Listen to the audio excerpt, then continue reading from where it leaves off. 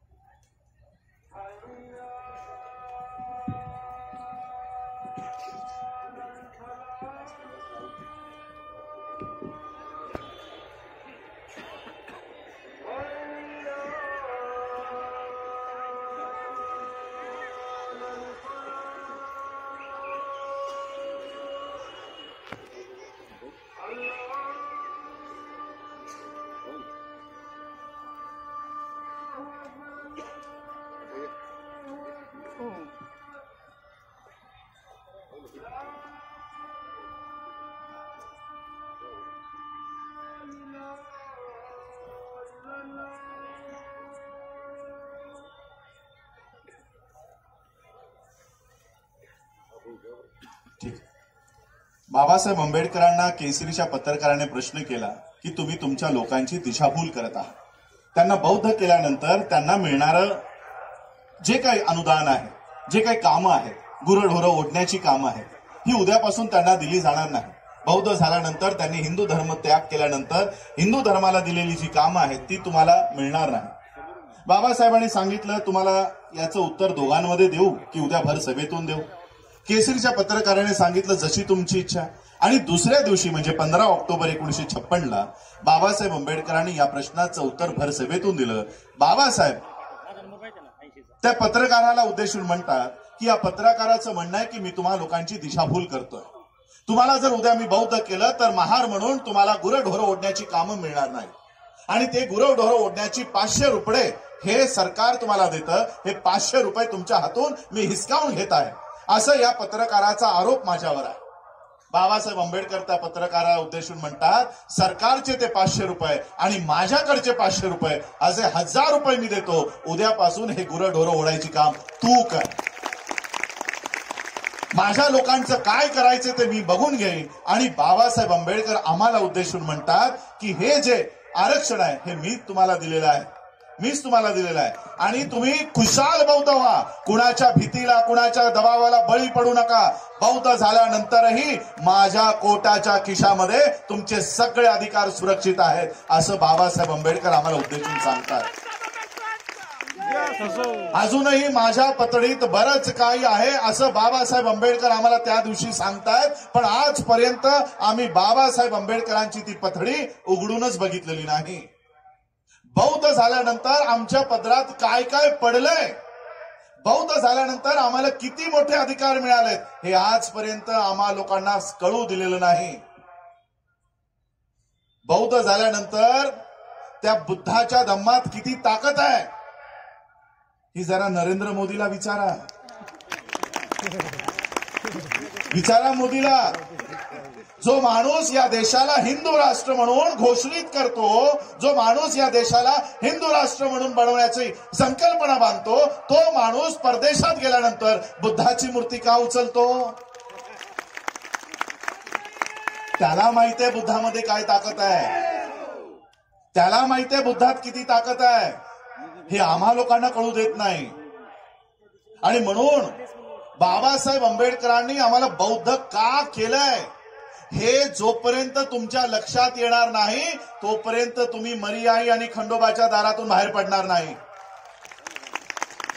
तुम्हाला मरियाईचं मागे लावून दिलंय, तुम्हाला खंडोबाच्या वारीला लावून दिलंय आणि स्वतः मैं भारत से आया हूं, भारत बुद्ध का देश है. कुठे? भारताच्या बाहेर. पल्लवी जोशी नावाच्या अभिनेत्रीचं नाव ऐकलंय? पल्लवी जोशी, विवेक अग्निहोत्री, दोघंही नवरा बायकोंनी आत्ता वर्षभरापूर्वी एक पिक्चर बनवला, मूवी बनवली. काय पिक्चरचं नाव? पिक्चरचं नाव काय? काश्मीर फाईल्स.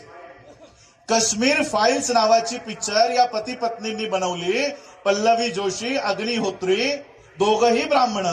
या ब्राह्मणांनी हा पिक्चर बनवण्यासाठी आय एम बुद्धा नावाचं संस्था उघडली. तिला विचारा बुद्धात किती ताकद आहे.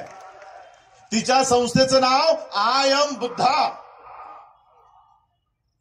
ते स्वतःला भारताच्या बाहेर स्वतःला बौद्ध सांगतायत आणि आम्हाला महारलिया, मातंगलिया, चांभारलिया, ढोरलिया आम्हाला जातीत अडकवतायत आणि स्वतः मात्र तिथे अडाणी अंबानी स्वतःला बौद्ध सांगतायत.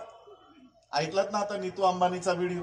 मी मागच्या 7-8 वर्षापासून लोकांना सांगतोय की हे भारताच्या बाहेर स्वतःला बौद्ध सांगतायत, परंतु कोणी आम्हाला सिरियसली घ्यायला तयार नाही. बरं झालं नीतू अंबानीचा व्हिडिओ लोकांपर्यंत आला. ती बाहेर जाऊन सांगते की मी भारतातून आली, भारत बुद्धाचा देश. बाबासाहेब आंबेडकरांनी आम्हाला केवळ बौद्धच केलं नाही. स्त्रिया इथे मोठ्या संख्येत बसलेल्या आहेत. स्त्रियांना पडणारी स्वप्नही 14 ऑक्टोबर 1956 अशोका विजयादशमीच्या नंतर आम्हाला पडणारी स्वप्नही बाबासाहेबांनी बदलून टाकली. स्वप्न बदलून टाकली. काय स्वप्न पडायची? बौद्ध होण्याआधी आम्ही वेगवेगळ्या जातीत वाटून ठेवलेले होतो, वेगवेगळ्या जातीत विभागलेले लोक होतो. आणि केवळ वेगवेगळ्या जातीतच नाही तर त्या जातीला विशिष्ट कामही चिकटलेलं होतं. महारांचं काम काय? कुठंही गावात गुरंढोरं मेली की ते ओढून बाहेर घेऊन जायचं, हे महारांचं काम. चांभाराचं काम काय? तो मेलेला गुरंढोरं साफ करायची, त्याच्या चपला आणि बुटं बनवायचं काम चांभाराचं. नाव्याचं काम काय? तर लोकांची केस कापायची, हे नाव्याचं काम. अशा पद्धतीने प्रत्येक जातीला एक विशिष्ट काम या मनूच्या कायद्यानं देऊन ठेवलेलं होतं. बाबासाहेबांनी बौद्ध धम्म स्वीकारला. आता बौद्ध धम्म स्वीकारल्यानंतर बाबासाहेब आंबेडकर आम्हाला सांगतायत की ज्या पद्धतीने एका महासागराला वेगवेगळ्या नद्या जाऊन भेटतात आणि नद्या भेटल्यानंतर त्या नदीचं पाणी कुणीही वेगवेगळं करून दाखवू शकत नाही की हे गंगेचं पाणी, हे गोदावरीचं पाणी, हे कृष्णा नदीचं पाणी, त्या पद्धतीने तुम्ही बौद्ध धम्मात या. बौद्ध धम्मात आल्यानंतर कुणीही सांगता कामा नये की हा महाराष्ट्रातला बौद्ध, की हा मातंगातला बौद्ध, की हा चांभारातला बौद्ध. बौद्ध धम्मात येत असताना आपल्या जाती आणि धर्म नष्ट करून तुम्ही त्या बौद्ध धम्मामध्ये या, असं बाबासाहेब आंबेडकर 15 ऑक्टोबरला आम्हाला सांगतायत. आता 15 ऑक्टोबरला बाबासाहेब आंबेडकरांनी सांगितल्यानंतर आमच्या जाती नष्ट झाल्या, व्हायला हव्या होत्या पण त्या आजपर्यंत झाल्या नाहीत, पण आपण समजूया झाल्या. आता आमच्या स्त्रियांना स्वप्न काय पडतंय? आधी आमच्या स्त्रियांना धर्मांतराच्या आधी बौद्ध धम्मामध्ये येण्यापूर्वी स्वप्न काय पडायची? एखाद्या चांभाराच्या स्त्रीला स्वप्न काय यायचं माहित आहे? तिचं बाळ जर 4-5 वर्षाचं असेल तर तिला स्वप्न यायचं की समोरच्या झाडाखाली तो मोची बसतो, तो चांभार बसतो, लोकांच्या चपला बुटं बनवण्याचं काम तो करतो. आज तो 40शीचा आहे, माझं बाळ 5-6 वर्षाचं आहे. ज्यावेळेस हे 20 वर्षाचं होईल तर समोरच्या झाडाखाली बसलेला जो मोची आहे, जो चांभार आहे, तो म्हातारा झालेला असेल, मरायला टेकलेला असेल. आणि जसाही तो मरेल, जसंही तो ज्या झाडाखालून उठेल, माझं बाळ जाऊन त्या झाडाखाली बसेल आणि लोकांच्या चपला बुटं बनवण्याचं काम माझ्या मुलाला मिळेल, असं ती माता, ती आई स्वप्न बघायची. नावाची स्त्री तसंच स्वप्न बघायची. नावाच्या स्त्रीलाही तेच स्वप्न यायचे की समोरच्या झाडाखाली तो नावी बसतो, लोकांची केस कापतो, जनावरांची केस कापतो, सगळे पैसे त्यालाच मिळतात. माझं बाळ ज्या दिवशी मोठं होईल त्या दिवशी तो त्या झाडाखाली जाऊन बसेल आणि सगळे पैसे माझ्या बाळाला मिळतील. आता बाबासाहेबांनी बौद्ध धम्म स्वीकारला. बाबासाहेबांच्या मागे मागे बाबासाहेबांच्या सगळ्या अनुयायांनी बौद्ध धम्म स्वीकारला. आता जाती आमच्यामध्ये राहिल्या नाहीत. आता आमच्या स्त्रीला स्वप्न काय येतात माहित आहे? आमच्या एखाद्या स्त्रीला आता स्वप्न पडतं, तिचं बाळ जर 10-12 वर्षाचं झालं तर तिला स्वप्न येतं, सुप्रीम कोर्टचा जज आज 40 वर्षाचा आहे, माझं बाळ ज्या दिवशी 20-25 वर्षाचं होईल, 28 वर्षाचं होईल, त्या दिवशी तो रिटायरमेंटला आलेला असेल आणि जसाही तो रिटायर्ड होईल माझं बाळ जाऊन त्या सुप्रीम कोर्टच्या जजच्या खुर्चीमध्ये जाऊन बसेल. बाबासाहेब आंबेडकरांच्या धर्मांतरामुळे केवळ आमच्या राहणीमानामध्येच फरक घडला नाही तर आम्हाला पडणाऱ्या स्वप्नांमध्येही बाबासाहेब आंबेडकरांनी बदल घडून दाखवला. हे बाबासाहेब आंबेडकरांच्या धर्मांतराचं आज फलित आहे की आज बाबासाहेबांमुळे. नाही अन्यथा आरक्षण या महाराष्ट्रामध्ये अनुसूचित जातीमध्ये 58 जातींना मिळतं. 58 कास्ट आहे. 58 काय 59 आहे? 59 कास्ट या अनुसूचित जातीमध्ये आहे ज्यांना आरक्षण मिळतं. आजही मी त्या वेगवेगळ्या जातींचं नाव घेऊ इच्छित नाही, परंतु आजही त्यांना पारंपरिक कामं आजही त्यांना देऊन ठेवलेली आहे. मी एखाद्या गावामध्ये गेलो की हलगी वाजवायचं काम एका विशिष्ट जातीच्या मुलाला दिलं जातं. मग मी आमच्या बौद्ध आयोजकांना विचारतो, ही हलगी तुम्ही का नाही वाजवत? नाही म्हणे आम्ही नाही वाजवत, ते त्यांचं पारंपरिक काम आहे. दोघंही अनुसूचित जातीतलेच आहेत. हाही अनुसूचित जातीचा आहे पण तो बौद्ध झाला, तोही अनुसूचित जातीमध्ये आहे पण तो बौद्ध नाही झाला. मग आरक्षण तर दोघांनाही समान मिळत आहे. मग तो अजूनही त्याचं पारंपरिक काम सोडत नाही आणि मात्र आम्ही आमचे पारंपरिक कामं सोडले. हा बदल कशामुळे झाला? या देशामध्ये आमची जी परिस्थिती बदलली ती आरक्षणामुळे बदलली नाही. आमची परिस्थिती जी बदलली ती बाबासाहेब आंबेडकरांनी दिलेल्या धम्मामुळे आमची ही परिस्थिती बदलली. या औरंगाबादमध्ये आरक्षणाचा एक खूप मोठा लढा सुरू आहे सध्या. मराठा आरक्षणाचा एक खूप मोठा प्रश्न जारांगे पाटलांच्या माध्यमातून या औरंगाबादमध्ये सुरू आहे. आणि मी मागेही आलो होतो, त्यांच्या आंदोलनाला भेट दिली आणि तिथेही आम्ही सांगितलं की आम्ही आरक्षणाचे लाभार्थी आहोत, आम्ही आरक्षण घेतो, त्यामुळे आरक्षणासाठी जे मागणी करत असतील त्यांना आमचा पूर्ण पाठिंबा असेल. मराठा आरक्षणाला आमचा पूर्ण पाठिंबा आहे. परंतु आपल्यालाही माहित आहे की मराठा आरक्षण देतायत कशी मस्करी चालवली आहे, कसे व्हिडिओ रिलीज होत आहेत, एकनाथ शिंदे असतील, फडणवीस असतील, कशा पद्धतीने या लोकांना खेळवत ठेवलेलं आहे.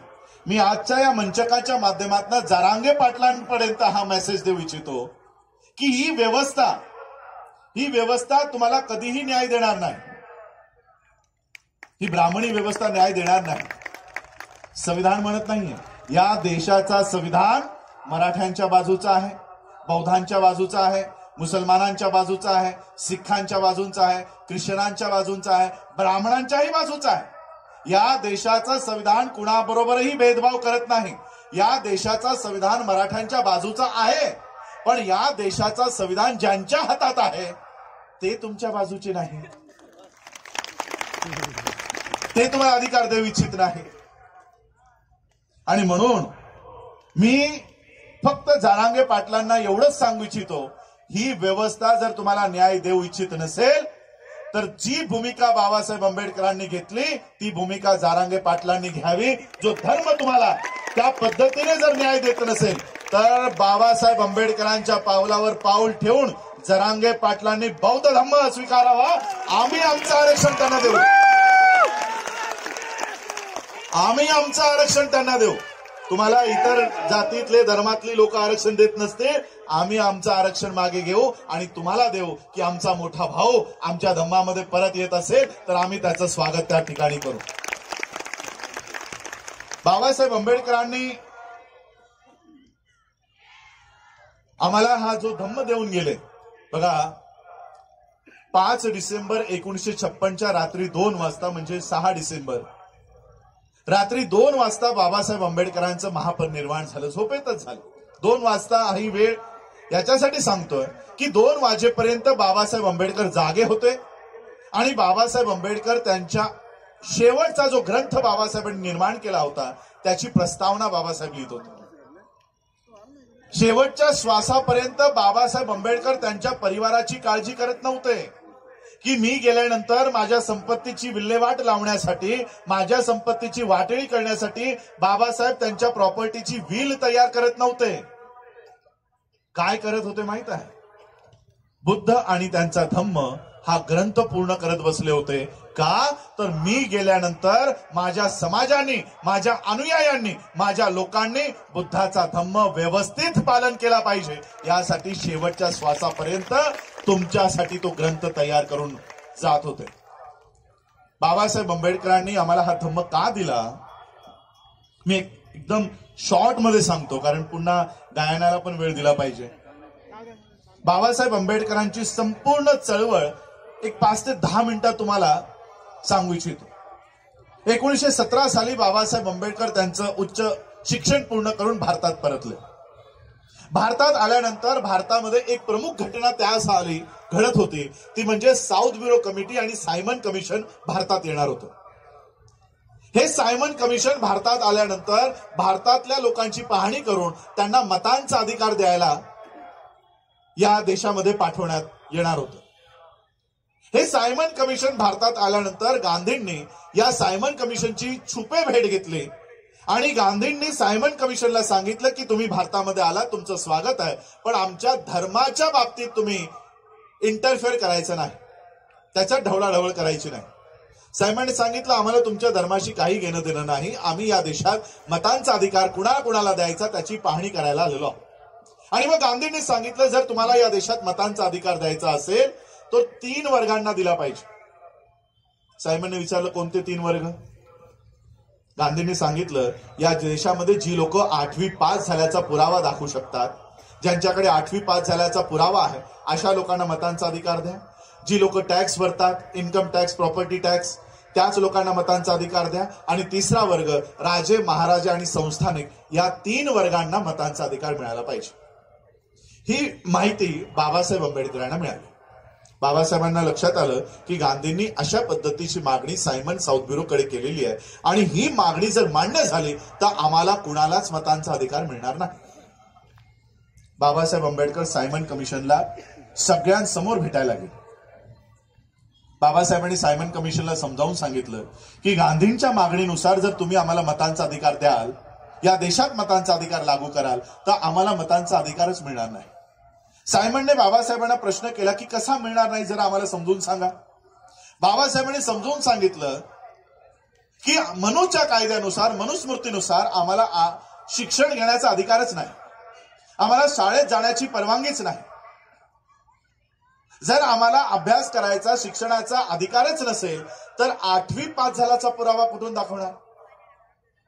आम्हाला मनूच्या कायद्यानुसार, मनुस्मृतीनुसार आम्हाला जमीन विकत घ्यायचा अधिकार नाही, पैसे कमवण्याचा अधिकार नाही, नोकऱ्यांचा अधिकार नाही. जर आमच्याकडे नोकऱ्याच नसतील, पैसेच नसतील, जमिनीच नसते तर आम्ही पैशावर, जमिनीवर कर भरल्याची पावती कुठून दाखवणार? आमच्यामध्ये कोणी राजे नाही, संस्थानिक नाही. त्यामुळे गांधींच्या मागणीनुसार जर तुम्ही या देशाला मतांचा अधिकार देत असाल तर आम्हाला कुणालाही मतांचा अधिकार मिळणार नाही. सायमनने प्रश्न केला, मग या सगळ्यांना जर मतांचा अधिकार द्यायचा असेल तर आम्ही काय केलं पाहिजे? बाबासाहेबांनी सांगितलं की एक गोष्ट या देशामध्ये आम्ही सिद्ध करून देऊ शकतो, ती म्हणजे आम्ही या देशात जन्माला आलो आणि दरवर्षी आमचं वय वाढतं. त्यामुळे तुम्हाला जर मतांचा अधिकार द्यायचा असेल तर आमच्या वयाच्या आधारावर द्या. सायमनला ही गोष्ट पटली आणि सायमन कमिशनने अडल्ट फ्रँचाईज नावाचा कलम तयार केला आणि या देशामध्ये 21 वर्षाच्या प्रत्येक स्त्रीला आणि प्रत्येक पुरुषाला मतांचा अधिकार बहाल करून टाकला. 21 वर्षावरनं ते आता 18 वर्षावर आलेलं आहे. या देशात जर प्रत्येकाला मताचा अधिकार मिळतो तर ती केवळ डॉक्टर बाबासाहेब आंबेडकरांची देण आहे. एकीकडे गांधींची मागणी होती की मतांचा अधिकार फक्त शिकलेल्या लोकांना, शिकायचा अधिकार त्यावेळेस कुणाला होता? ब्राह्मणांना. प्रॉपर्टी टॅक्स, कमाई करण्याचा अधिकार, पैसे कमवण्याचा अधिकार वैश्य, राजे, महाराजे, संस्थानिक, क्षत्रिय. म्हणजे या देशामध्ये मतांचा अधिकार हा केवळ ब्राह्मण, वैश्य आणि क्षत्रिय या तिघांनाच मिळाला हवा, अशा पद्धतीची मागणी गांधींची होती. एवढंच नाही, बाळ गंगाधर टिळक नावाच्या ब्राह्मणानं महाराष्ट्रामध्ये या सभा आयोजित केल्या आणि सभेमधून त्यांचे जे ब्रीदवाक्य आहे तेही ब्रीदवाक्य तुम्हाला माहीत असणं गरजेचं आहे. टिळकांच्या म्हणण्यानुसार तेली, तंबोली आणि कुणभाटांना संसदेत जाऊन काय नांगर हाकायचा आहे, हे वाक्य आहे बाळ गंगाधर टिळक याचं. जे कुणबी, जे मराठा आज आरक्षणाची मागणी करतायत त्याच फडणवीसाचा पूर्वज म्हणतो यांना संसदेत जाऊन काय नांगर हाकायचंय? यांना कशाला हवंय संसदेत स्थान? सांगा, त्या फडणवीसाचा पूर्वज जर असं म्हणत असेल तर फडणवीस जरांगे पाटलाला आरक्षण देईल का? पाटलांना कळायला हवं की जो टिळक आम्हाला अशा पद्धतीने उद्गार काढतो की माळांना आतमध्ये जाऊन काय फुलं वेचायची, नाव्यांना आतमध्ये जाऊन काय केस कापायची, प्रत्येक जातीला असे टोमणे देऊन टिळकांनी त्या सभेतून उद्गार काढले होते. एकीकडे सायमन, साऊथ ब्युरो हे या देशाच्या लोकांना अधिकार देत आहेत, गांधी, टिळक लोकांना देऊ देत नाही. ही पहिली घटना डोक्यामध्ये थोडी साईडला ठेवा. दुसरी घटना, काळ पुढे सरकला. 1924 साली अजून एक घटना या देशात घडली, महाराष्ट्रात घडली. ब्रिटिशरांच्या देखरेखीखाली जितकेही विहिरी आहेत, पाणवटे आहेत, तलाव आहेत ते सगळ्यांसाठी खुले करण्याचा कायदा पास झाला 1924 ला, की सरकारच्या देखरेखीच्या अनुदानामध्ये जी काही पाणवटे आहेत ती सगळ्यांसाठी खुले असतील, कोणत्याही जातीला तिथे जाण्यापासून मज्जाव केला जाणार नाही, बंधन घातलं जाणार नाही, सगळ्यांना पाणी खुलं असेल. बाबासाहेबांनी बघितलं अधिकार देऊनही, कायदा तयार होऊनही ही अस्पृश्य समजली जाणारी लोक पाण्याला हात लावायला तयार नाही. ज्या विहिरीमध्ये मेलेली गुरंढोरं पडलेली असतात त्या घाणेरडे पाणी पिऊन ते मरायला तयार आहेत, पण स्वच्छ पाण्याला हात लावायला तयार नाही. महाड ॲज अ सत्याग्रह या बाबासाहेब आंबेडकरांच्या एसेमध्ये बाबासाहेब आंबेडकर लिहितात की आमच्यामध्ये एवढी दहशत होती की आम्ही त्या पाण्याला हात लावायला जात नव्हतो, परंतु एक विशिष्ट गोष्ट होती की आमची जनावरं मात्र बिनधास्त पाणी पित होती. आमची कुत्रे, आमच्या बकऱ्या, आमची गायी, त्यांच्यात ती भीती नव्हती. ती भीती माणसांमध्ये होती. ती जनावरं, अस्पृश्यांची जनावरं बिंदास पाणी पित होती, पण आम्ही पित नव्हतो. बाबासाहेबांनी 1924, 1925, 1926, 1927च्या मार्च महिन्यापर्यंत अशा छोट्या छोट्या बैठका या संपूर्ण महाराष्ट्रात आणि कोकण दरबारी बाबासाहेबांनी आयोजित केल्या. लोकांना त्यांचे अधिकार समजून सांगितले आणि 20 मार्च 1927 रोजी महाडच्या चौदार तळ्यावर 50,000 लोक घेऊन बाबासाहेब तिथे उपस्थित राहिले. महाडच्या चौदार तळ्याचा संघर्ष हा कशासाठी आहे? कशासाठी आहे? पाण्यासाठी. बाबासाहेब आंबेडकर त्यांच्या एसे मध्ये लिहितात, माझा संघर्ष पाण्यासाठी नाही. मी यांना पाणी पिण्यासाठी इथे घेऊन आलेलो नाही. बाबासाहेब आंबेडकरांनी 20 मार्च 1927 रोजी महाडच्या चौदार तळ्यावर जाऊन आधी स्वतःच्या ओंजळीत ते पाणी उचललं आणि बघता बघता त्या 50,000 लोकांनी आपल्या ओंजळीत ते पाणी उचललं. बाबासाहेब आंबेडकर आम्हाला पाणी पिण्यासाठी तिथे घेऊन गेले नव्हते. बाबासाहेब आंबेडकरांचा महाडचा चौदार तळ्याचा सत्याग्रह हा पाणी पिण्यासाठी नाही, मेलेल्या लोकांना जिवंत करण्याचा संघर्ष बाबासाहेबांनी केला. आणि तिथून बाबासाहेबांनी नारा दिला, जागृतीचा अग्नी कायम तेवत ठेवा. जी जागृती आज तुम्हाला या ठिकाणी निर्माण झालेली आहे ती विझू देऊ नका, ती तेवत ठेवा. बाबासाहेबांनी हा आंदोलन यशस्वी केलं. दुसऱ्या दिवशी तिकडे मारहाण झाली आणि काही दिवसानंतर कोर्टात केस गेली आणि कोर्टामध्ये केस अशा पद्धतीने उभे राहिली की हा जो पानवटा आहे, महाडचं चौदार तळ आहे, ते ब्राह्मणांच्या पैशातून देखरेख केली जाते, त्यामुळे सरकारचा पैसा तिथे लागलेला नाही, म्हणून या लोकांना महाडच्या चौदार तळ्यावर येण्या बंदी घालावी. स्टेटस को आला, कोर्टाची बनाई आदेश आला. 25 डिसेंबर 1927 रोजी बाबासाहेब याच महाडच्या चौदार तळ्याच्या आंदोलनाच्या दुसऱ्या टप्प्याला पोहोचले आणि तिथे पोहोचल्यानंतर इंग्रज अधिकाऱ्यांनी बाबासाहेबांना भेटून बाबासाहेबांना विनंती केली की बाबासाहेब, हे अधिकार आम्हीच तुम्हाला दिलेत, पण आज मी तुम्हाला विनंती करायला आलेलो आहे की या ठिकाणी कोर्टात केस गेल्यामुळे तिकडे स्टेटस को आहे, स्टे ऑर्डर आलेली आहे आणि म्हणून आता जर तुम्ही महाडच्या चौदार तळ्यावर गेलात तर आम्हाला तुम्हाला अटक करावी लागेल. तुमच्यासोबत तुमच्या आलेल्या सगळ्या कार्यकर्त्यांना अटक करावी लागेल. कार्यकर्त्यांनी ती तुम्ही ऐकली आणि सगळ्या कार्यकर्त्यांना जाऊन हे सांगितलं. सगळ्या कार्यकर्त्यांनी बाबासाहेबांना सह्या दिल्या की आम्ही जेलमध्ये जायला तयार आहोत, पण आपण महाडच्या चौदार तळ्यावर जायचं. हे कार्यकर्ता म्हणून तुम्ही सगळ्यांनी टाळी वाजवली, पण बाबासाहेब महाडच्या चौदार तळ्यावर गेले नाही. बाबासाहेबांनी बघितलं की हा जो अधिकारी आहे, इंग्रज अधिकारी आहे, पोलीस अधिकारी आहे, हा आमच्या अधिकाराच्या विरोधात नाही. विरोधात कोण आहे? ज्यांनी केस केली. हा अधिकारी आम्हाला सांगायला आलाय की जर तुम्ही तिकडे गेलात तर मला अटक करावी लागेल.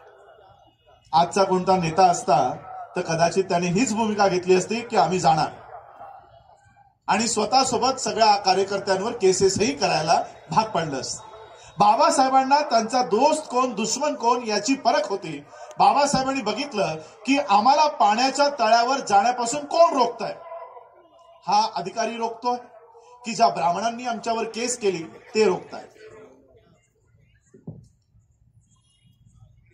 बाबासाहेबांच्या लक्षात आलं की आम्हाला पाणी पिण्याचा अधिकार कोणता कायदा रोखतोय, कोणत्या कायद्यामध्ये आम्हाला पाणी पिण्यासाठी मज्जाव केलेला आहे. आणि बाबासाहेबांच्या लक्षात आलं की ही ती मनुस्मृती आहे, ती मनुस्मृती आम्हाला पाणी पिण्याचा अधिकार देत नाही. आणि 25 डिसेंबर 1927 ला बाबासाहेब आम्हाला महाडच्या चौदार तळ्यावर घेऊन जाण्याऐवजी त्या मनुस्मृतीचं दान बाबासाहेब आंबेडकरांनी त्या ठिकाणी केलं की या मनुस्मृतीमुळे आम्हाला जाता येत नाही.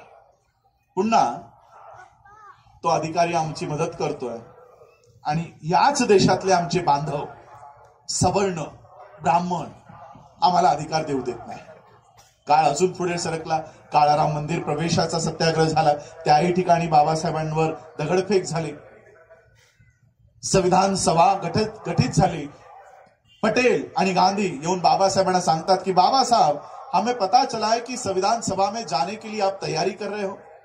हम आपको बताने के लिए आए हैं कि संविधान सभा के दरवाजे ही नहीं, खिड़कियां भी हमने आपके लिए बंद रखी है. कोण म्हणतंय? पटेल म्हणतोय, गांधी म्हणतोय. म्हणजे या देशाच्या बाहेरून आलेली लोक आम्हाला मदत करताय, पण याच देशातली ब्राह्मणी व्यवस्था आम्हाला मदत करू देत नाही.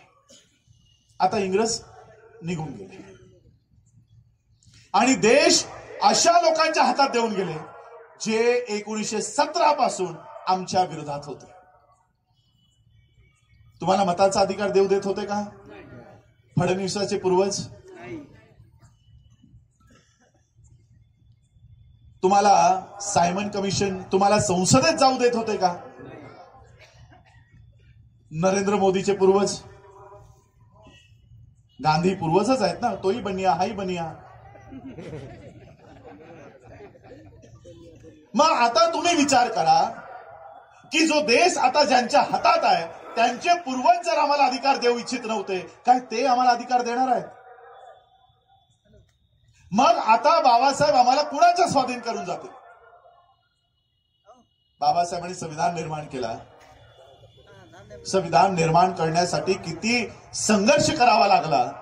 पश्चिम बंगालहून जाऊन बाबासाहेबांना संविधान सभेमध्ये प्रवेश करावा लागला. शारीरिक परिस्थिती नसताना बाबासाहेबांनी केवळ भारताचाच नव्हे जगातला सर्वोत्कृष्ट संविधान या देशाला निर्माण करून दिला. आणि हे मी बाबासाहेबांचा वंश आहे म्हणून बोलत नाहीये. बराक ओबामा युनायटेड नेशन्सचा प्रेसिडेंट पदावर असताना बाबासाहेबांसाठी म्हणतो कि बाबा साहब अंबेडकर अगर हमारे देश में पैदा हुए होते तो सूरज का नाम बदलकर उसे हम डॉक्टर अंबेडकर कर देते. संपूर्ण जग बाबासाहेब आंबेडकरांच्या या संविधानाचा गौरव करतो. पण ज्यांनी हा संविधान निर्माण केला ते संविधान देताना काय म्हणतात माहित आहे? हा संविधान कितीही जरी उत्कृष्ट असला, याला राबवणारी चालवणारी लोक जर लायक नसतील तर संविधान काहीही कामाचा नाही. कोण म्हणतंय? ज्यांनी जगातला सर्वोत्कृष्ट संविधान निर्माण केलाय ती जाता जाता म्हणते संविधान काहीही कामाचा नाही. जर तो नालायक लोकांच्या हातात असेल, मला सांगा, तुमच्या आमच्या घरातही संविधान आहे, कपाटात आहे, पण संविधान राबवण्याचं काम आपलं आहे का? संविधान कुठून राबवला जातो? संसदेतून. आणि आता मला तुम्ही प्रामाणिकपणाने सांगा, संविधान राबवणारी संसदेत बसणारी लोक लायक आहेत की नालायक आहेत? नालायक. जर संविधान नालायक लोकांच्या हातात असेल तर आमच्या काही कामाचं होणार आहे का? पब्लिक सेक्टर अंडरटेकिंग 2 वर्षात सगळ्या public sector undertaking Nirmala Sitharaman नावाची फायनान्स मिनिस्टर संसदेत उभी राहून सांगते मी विकून टाकणार आहे. आरक्षण कुठे? आरक्षण सरकारी नोकऱ्यांमध्ये आहे. मग जर सगळ्या सरकारी नोकऱ्याच प्रायव्हेट केल्या जाणार आहेत, आरक्षण कुठे घेऊन जाणार? आता आली ना ऑर्डर, सगळ्या शाळा खाजगी कंत्राटी पद्धतीवर चालवल्या जाणार. कुठे जाणार शिक्षक भरतीसाठी? कुठे जाणार स्कॉलरशिप मिळवण्यासाठी? 2 वर्षात हा संपूर्ण देश खाजगीकरणातून निघणार आहे. आरक्षण शून्य. आरक्षण शून्य म्हणजे संविधान तुमच्यासाठी काही नाही. अशा अवस्थेत काय बाबासाहेबांनी आमचा विचार केला नसेल? बाबासाहेबांनी केवळ 50 वर्षाचा नाही, येणाऱ्या 2500 वर्षाचा आमच्यासाठी विचार करून गेलेला आहे की या देशाचं संविधान जर नालायक लोकांच्या हातात गेलं तर माझ्या लोकांचं, त्यांच्या रक्षणासाठी कोण उभं राहील? यांच्यासाठी कोण धावून येईल? अक्षरशः बाबासाहेब आंबेडकरांची परिस्थिती नव्हती, राजकीय नव्हती आणि शारीरिक नव्हती. बाबासाहेब आंबेडकरांचे कार्यकर्ते बाबासाहेबांकडे आले आणि बाबासाहेबांना विनंती केली की बाबासाहेब तुम्ही धर्मांतर करू नका, 3 महिन्यानंतर इलेक्शन्स आहेत. आज जर तुम्ही हिंदू धर्माचा त्याग केला तर इलेक्शन मध्ये हिंदू मतं मिळणार नाहीत. तुमचा धर्मांतराचा निर्णय थोडा लांबणीवर टाका. बाबासाहेब काय म्हणाले माहित आहे? आजचे आमचे नेते त्यांनी काय उत्तर दिलं असतं? हा ठीक आहे, इलेक्शन झाल्यानंतर बुद्धाचं बघू. हिंदूंच्या मतांसाठी मंदिर प्रवेश आणि काय कसली ती आता ते यात्रा काढल्यात, कावड यात्रा. पक्षाचे नाव बदललेत, पक्षाचे झेंडे बदललेत. प्रामाणिकपणाने सांगा, हिंदू मतं मिळतायत का? ज्या बाबासाहेब आंबेडकरांच्या नावाखाली आम्ही राजकारण करतोय, त्यांनी कसं राजकारण केलंय ते जरा तुम्हाला सांगतो. ज्या बाबासाहेबांच्या नावाचं राजकारण आम्ही करतोय ना, त्या बाबासाहेबांनी काय निर्णय घेतला? बाबासाहेब म्हणाले, तुमच्यापैकी कोणीही माझ्यासोबत बुद्धाची दीक्षा घ्यायला नाही आलं तरी चालेल. आम्ही दोघं पती पत्नी जाऊन बुद्धाची दीक्षा घेणार आहोत. तुम्ही नाही आलात तरी चालेल, नाही आलात तरी चालेल. शेवटी बाबासाहेब आंबेडकरांनी अशोका विजयादशमी 14 ऑक्टोबर 1956 रोजी बाबासाहेबांनी बुद्ध धम्माची दीक्षा घेतली. जानेवारी फेब्रुवारी मार्च महिन्यात इलेक्शन होणार होत्या. मार्च 1957ला 6 डिसेंबरलाच बाबासाहेबांचं महापरिनिर्वाण झालं. इलेक्शन पर्यंत बाबासाहेब जिवंतच राहिले नाही. आता विचार करा, जर बाबासाहेबांनी इलेक्शनसाठी धर्मांतराचा निर्णय जर लांबणीवर टाकला असता तर काय आम्ही बौद्ध होऊ शकलो असतो? आज कुठे असतो माहित आहे? मातेच्या यात्रेमध्ये, कावड यात्रेमध्ये. आज त्या ठिकाणी आमची मुलं, आमची लोक तिथे दिसली असते. बाबासाहेब आंबेडकर जाता जाता आम्हाला बुद्धाचा धम्म देऊन गेले, हा धम्म ध्वज देऊन गेले. काय ताकद दिली आहे माहिती आहे? काय मेसेज दिला बाबासाहेबांनी? 15 ऑक्टोबर 1956चं भाषण 18वा खंड पाठ 3 मध्ये छापून आहे. जर मी सलग वाचायला गेलो तर 2.5 तास लागतात. 2.5 तास. एक थकलेला माणूस मंचाचा सहारा घेऊन जवळपास 3-4 तास तरी बोलले असतील. थंडीमध्ये, नागपूरच्या थंडीमध्ये, कडाक्याच्या थंडीमध्ये बाबासाहेबांनी उभं राहून ते भाषण केलंय. आम्ही एसी कॅबिन मध्ये बसून वाचायला तयार नाही. एसी कॅबिन मध्ये बसून वाचायला तयार नाही. आणि त्यावेळेस बाबासाहेबांनी सांगितलं, आता भारतातल्या भारतात खूप झालं, आता भारताच्या बाहेर जाऊन दाखवा. काय म्हणणं आहे बाबासाहेबांचं? या देशाचा संविधान जर तुमच्या उपयोगात आणला नाही, या देशाचं संविधान जर तुमच्या फायद्यासाठी राबवला गेला नाही तर या बुद्धाच्या मागे उभे राहा, हा या बुद्धाच्या मार्गाने जा. हा बुद्ध तुमच्या पाठीशी खंबीरपणे उभा राहील.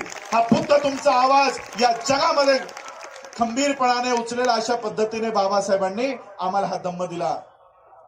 आता हे राजकारणाचे दिवस सुरू होतील. आमची मुलं वेगवेगळ्या पक्षाचे झेंडे घेऊन गाड्यांवर, बाईकवर लावून अख्ख्या गल्ली बोळात फिरतील, अख्ख्या गल्ली बोळात फिरतील. आणि परक्याचा पक्ष वाढवण्यासाठी स्वतःचं आयुष्य, स्वतःचं घर, स्वतःचं संपूर्ण करिअर त्याचा पक्ष वाढवण्यासाठी खर्ची घालतील. 100 रुपयासाठी, 500 रुपयासाठी, बिर्याणीसाठी त्यांचा पक्ष. अच्छा, त्यांचे झेंडे तरी किती राज्यांमध्ये? त्यांचे झेंडे, राष्ट्रवादीचा झेंडा महाराष्ट्रापुरता, काँग्रेसचा झेंडा 4-5 राज्यांपुरता, बीजेपीचा झेंडा 5-6 राज्यांपुरता, शिवसेनेचे आता 2-3 झेंडे झालेत, मनसेचा झेंडा काही तालुक्यांपुरता. हे असले राजकारणाचे झेंडे जे अख्ख्या देशात पण नाही, हे असले राजकारणाचे झेंडे आपल्या खांद्यावर घेण्यापेक्षा हा जो धम्मध्वज या ठिकाणी उभा आहे, हा धम्मध्वज 138 देशांवर फडकतो. 138. या 138 देशांवर फडकणारा धम्मध्वज आपल्या खांद्यावर घ्या आणि बाबासाहेबांची बौद्ध चळवळ या देशात मजबूत करा. मगच बाबासाहेब आंबेडकरांच्या या बुद्धिस्ट मुवमेंटला आम्ही न्याय देऊ शकू. ती धम्माची मुवमेंट घ्या. आज धम्माची मुवमेंटला किती आम्ही काम करतो बुद्धिस्ट सोसायटीला.